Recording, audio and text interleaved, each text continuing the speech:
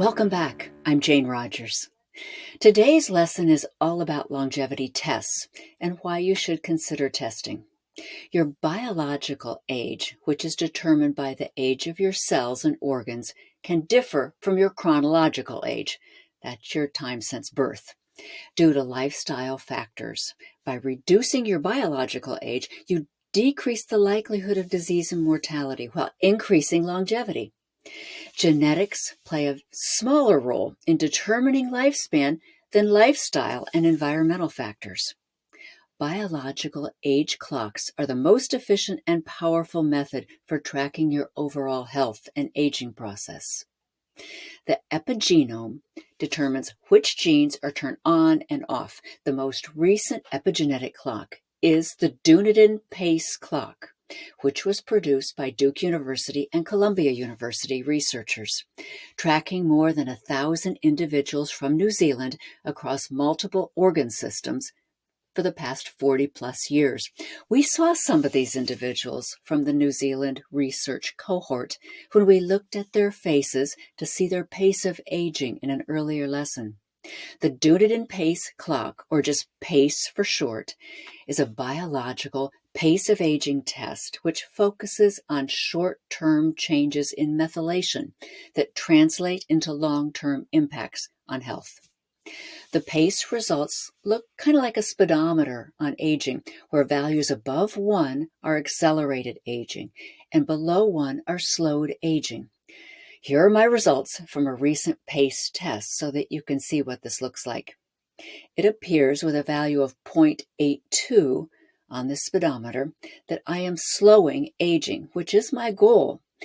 But anticipating these results for the first time was nerve-wracking. I had no idea where I would be in this PACE speedometer. Although there are other clocks and tests available, Dunedin-Pace is considered the most accurate. Testing every few months allows for assessing the effectiveness of interventions and making necessary adjustments. It's a journey. It's not a sprint toward a better pace of aging. And we definitely have always had this idea that age itself is a disease, and one that, if can be appropriately measured, can then be appropriately managed. You can get your Dunedin-Pace test and your telomere length test bundled in the same package at True Diagnostic if you want. It's the best price test of its kind that I could find. I have an affiliate relationship with True Diagnostic, and if you use the link below, you'll get $50 off at checkout.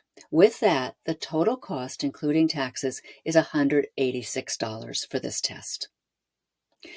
Now, for the low-tech methods, they can easily be done at home and they don't cost as much. While they may not be as powerful as epigenetic tests, they're still very useful in validating the biological aging clocks with supporting physiological evidence from the real world. Here are a few examples. Grip strength is a well-known marker for longevity, as research shows that a strong grip is associated with a longer life. A study conducted on over 500,000 adults between 40 and 69 years old found that grip strength was correlated with healthy outcomes for various diseases such as heart disease, respiratory illness, and cancer. For men, a grip strength measurement of less than 57 pounds and less than 35 pounds for women was associated with a higher overall risk of death and specific illnesses. Each 11-pound decrease in grip strength below these levels was linked to a 16% increase in mortality for men and a 20% increase for women, specifically for heart disease.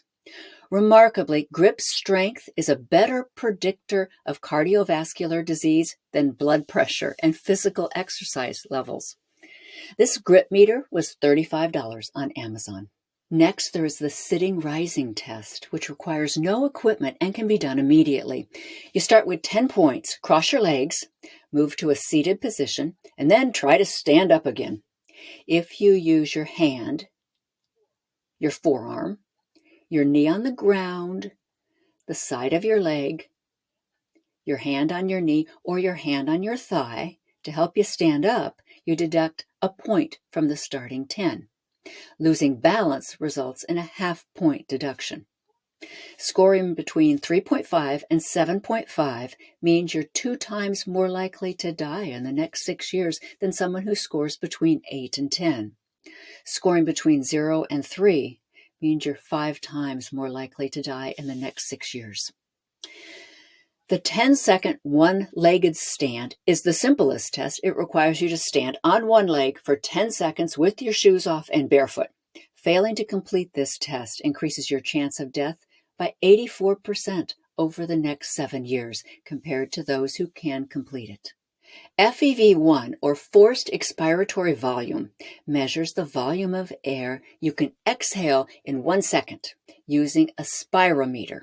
You can buy spirometers on Amazon or Google for as low as $25 for a manual device. For one more accurate, you'd need to spend more.